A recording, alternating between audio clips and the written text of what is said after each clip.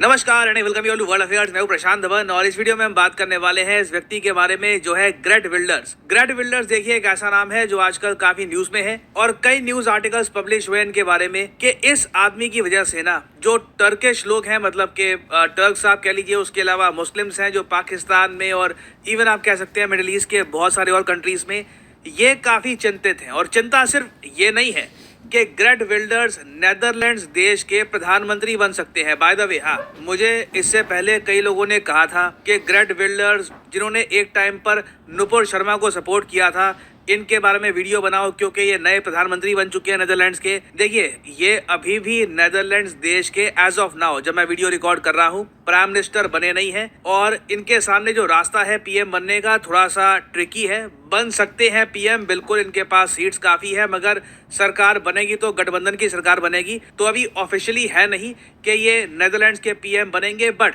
Main जनता ये है कि गेट विल्डर्स की जीत के बाद ना पूरे यूरोप में एक के बाद एक करके इन्हीं के जैसे राइट विंग विचारधारा के जो लीडर्स हैं ये पावर में आ सकते हैं। नाउ गेट विल्डर्स है कौन, इनकी विचारधारा क्या है और क्यों टर्की समेत कई इस्लामिक कंट्रीज चिंता में है कि इनका इम्पैक्ट ओवरऑल दुनिया पे क्या हो सकता है, ये समझते हैं। मगर सबसे पहले एक बार आपको मैप पे दिखा देता हूँ कि नेदरलैंड्स देश, जिस देश की हम बात कर रहे हैं, ये है कहाँ पर। नाउ यहाँ पर आप देख पाएंगे ये है एशिया का मैप, ये है हमारा प्यारा भारत। और यूरोप में आप अगर देखो ना तो आपको दिख जाएगा एक देश नेदरलैंड्स। ओवरऑल एक छोटा देश है, आबादी भी कुछ खास नहीं है, 1,70-80 लाख के आसपास इसकी आबादी है। और यहाँ पे आप देख पाएंगे इसकी जो कैपिटल है आपको दिख जाएगी एम्स्टर्डम, एक बहुत ही ज़्यादा फेमस शहर है।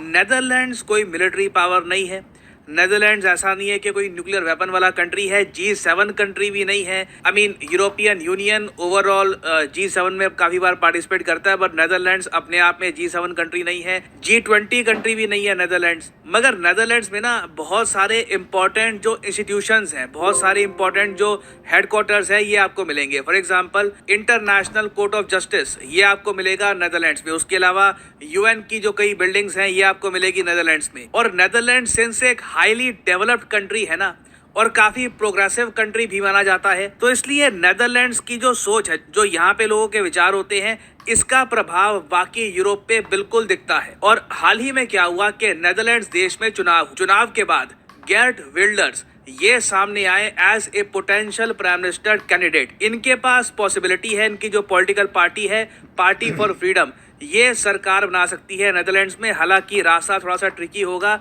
कुछ इनको और सपोर्ट चाहिए होगी, बट इट इज पॉसिबल कि ये बन सकते हैं नेदरलैंड्स के प्राइम मिनिस्टर। नाउ इनकी सोच क्या है टर्की के बारे में और बाकी आप कह लीजिए इस्लामिक कंट्रीज के बारे में, ये आप देख सकते हैं इस छोटी सी वीडियो में। नाउ इस वीडियो की शुरुआत में, बाय द वे, ये वीडियो बिल्कुल रीसेंट वीडियो नहीं है, थोड़ी सी पुरानी है, मगर सिंस आज के समय ये सत्ता के काफी करीब है तो ये वीडियो काफी सर्कुलेट की जा रही है। नाउ इस वीडियो की शुरुआत में गेट विल्डर्स ये संबोधित करते हैं तुर्क लोगों को। ये जो टर्किश लोग हैं जो यूरोप में भी काफी रहते हैं उनको संबोधित कर रहे हैं, उनको ये कह रहे हैं। ये जो इनकी लाइन है ये आप सुनिए। Today I have a message for the Turks. Your government is fooling you into believing that one day you will become a member of the European Union. Well, forget it. You are no Europeans and you will never be.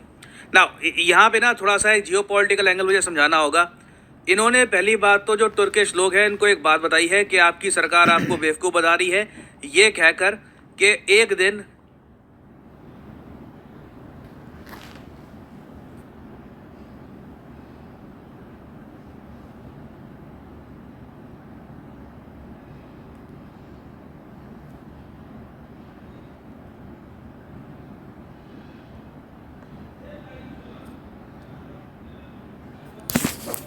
का है कि आप हमको भी European union का part मानिए। मगर Europe के कई देश कहते हैं कि टर्की की जो पॉलिसी है, जो विचारधारा है, जिस तरीके से ये दुनिया को देखते हैं, ये यूरोपियन नहीं है। आप कह लीजिए इनकी जो अभी वैल्यूज़ हैं ये यूरोपियन वैल्यूज़ नहीं हुई हैं। और इसलिए यहाँ पर जो नेदरलैंड्स के पोटेंशियल प्राइम मिनिस्टर हैं गेट विल्डर्स, ये कह रहे हैं कि तुम यूरोपियन नहीं हो, ना तुम कभी बनोगे। ये कैटेगोरिकली इन्होंने कह दिया है कि जो सपना है ये कभी साकार नहीं होने वाला। आगे सुनिए ये क्या कहते हैं। An Islamic state like Turkey does not belong to Europe. All the values Europe stands for, freedom, democracy, human rights, are incompatible with Islam. We do not want visa-free travel for Turks coming to Europe either. European governments that agree with this will be voted out of office by the people. ना ये इनका एक बहुत ही strong stance रहा है through out this election कि ये नहीं चाहते कि टर्की और नेदरलैंड्स के बीच में वीजा फ्री ट्रैवल स्टार्ट हो जाए, क्योंकि कई पॉलिटिशियंस थे नेदरलैंड्स में, उन्होंने ये कहा कि चलिए टर्की चाहे यूरोपियन यूनियन का अभी के लिए मेंबर ना बने, सिंस बहुत सारे जो यूरोपियंस हैं ये टर्की में कभी कभी छुट्टियां मनाने के लिए जाते हैं, तो क्यों ना हम वीजा फ्री ट्रैवल का जो एक सिस्टम है ये स्टार्ट कर दे। तो उसको लेकर भी इन्होंने साफ साफ कह दिया है कि कभी भी मैं इसको अलाउ नहीं करूंगा, नेदरलैंड्स के लोग भी इसको अलाउ नहीं करेंगे, और कल को कोई अगर लीडर इस आइडिया को ज्यादा आगे पुश करता है ना तो वो सत्ता गवा बैठेगा। और वेल हुआ भी काफी हद तक यही है। ग्रेट विल्डर्स की पावर संभालने का एक बहुत ही बड़ा रीजन यही है कि इन्होंने जो नेदरलैंड्स के लोग हैं उनकी जो आप कह लीजिए डीप उनकी फीलिंग्स हैं वो समझी है और उसी को टैप किया है।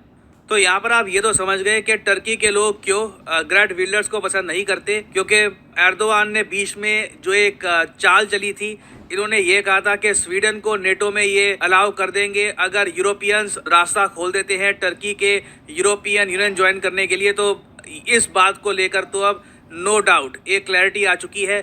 जब तक ये आदमी पावर में रहेगा, जब तक ग्रेट विल्डर्स नेदरलैंड्स में पावर में रहेंगे या फिर कहीं ना कहीं इनका इन्फ्लुएंस रहेगा पॉलिटिक्स में, टर्की की मेंबरशिप एक्सेप्ट नहीं होने वाली। ना टर्की के अलावा अगर हम बाकी इस्लामिक कंट्रीज की बात करें, फॉर एग्जांपल पाकिस्तान की अगर हम बात करें, पाकिस्तान में भी ग्रेट विल्डर्स को पसंद नहीं किया जाता है। इसका रीजन ये है, आज से कई महीने पहले एक इंसिडेंस हुआ था जब पाकिस्तान के एक फॉर्मर क्रिकेटर खालिद लतीफ, यहाँ पे आप देख पाएंगे ये पाकिस्तान के एक फॉर्मर क्रिकेटर है खालिद लतीफ, इन्होंने ऑनलाइन वीडियो बनाकर ना ग्रेट विल्डर्स को धमकी दे दी थी। ये कहा था कि जो इन्होंने कमेंट्स करी है इस्लाम को लेकर ये बहुत ज़रा ख़राब है, और इन्होंने खुद एक बाउंटी रख दी थी ग्रेट विल्डर्स के सर पे, मतलब कि ये कहा था लोगों को कि जो भी ग्रेट विल्डर्स को मारेगा उसको ये इतना पैसा कुछ 21,000 यूरो ये दे देंगे। ग्रेट विल्डर्स ने इन पर केस कर दिया और बाद में जो नेदरलैंड्स की कोर्ट है उसने खालिद लतीफ को सजा सुनाई ओवर मर्डर थ्रेट। और ये जो न्यूज़ है पाकिस्तान में काफ़ी वायरल हुई थी। पाकिस्तानी इसको पता है कि ये आदमी कौन है, नो नॉनसेंस आदमी है, और जो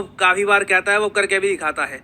और पाकिस्तान देखिए यूरोप से आज के समय एक ही चीज चाहता है कि पाकिस्तान का जो जीएसपी प्लस स्टेटस है ये बना रहे। जीएसपी की फुल फॉर्म होती है जनरलाइज्ड सिस्टम ऑफ प्रेफरेंस। ये आप कह लीजिए यूरोपियाई देशों ने पाकिस्तान के लिए एक स्पेशल प्रिविलेज बनाई थी, जिसमें इन्होंने ये कहा था कि पाकिस्तान के जो एक्सपोर्टर्स हैं ये बहुत ज़्यादा कम टैरिफ्स पे करके यूरोप में सामान बेच सकते हैं, जिससे पाकिस्तान की इकोनॉमी को थोड़ा बहुत सहारा मिलेगा। नाउ यूरोपियन यूनियन आज के समय रिव्यू कर रहा है कि पाकिस्तान के लिए जो इन्होंने जीएसपी प्लस स्टेटस जो दे रखा है क्या इसको कंटिन्यू करना चाहिए या नहीं कंटिन्यू करना चाहिए। और मैं आपको ये बता दूं, इसी बीच अगर न्यूज़ आ जाती है, ये बात कंफर्म हो जाती है कि ग्रेट विल्डर्स बिल्कुल नेदरलैंड्स के पीएम बनने वाले हैं, उस केस में मैं आपको बता दूं बहुत बड़ी पॉसिबिलिटी है कि पाकिस्तान का जीएसपी प्लस स्टेटस छीन लिया जाएगा।